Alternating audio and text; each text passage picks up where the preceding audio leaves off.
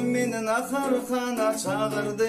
Baranımı barmanımı bilmedim. Bir çüşü kanyağı koyup uğradı. İçenimi içmenimi bilmedim. Bir çüşü kanyağı koyup uğradı. İçenimi içmenimi bilmedim.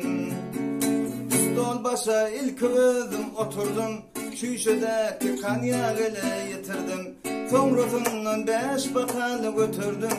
Götürün mü götürmenim bilmedim. Tomruğundan beş bakalı götürdüm.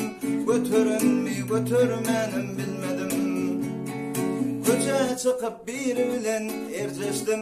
Bir urunlu tikintime çalıştım. Çıkıp bilmen uşağına kıygırdım. Kıygıran mı kıygırmanım bilmedim. Çıkıp bilmen uşağına kıygırdım. Kıygıran mı kıygırmanım bilmedim. Benim bolup durşum görküme yaradı. Bir yaşlı içkin karadı. Altın neçe deyip soradı. 96 diyenimi bilmedim. Altın neçe deyip soradı. 86 diyenimi bilmedim. 96 diyenimi bilmedim.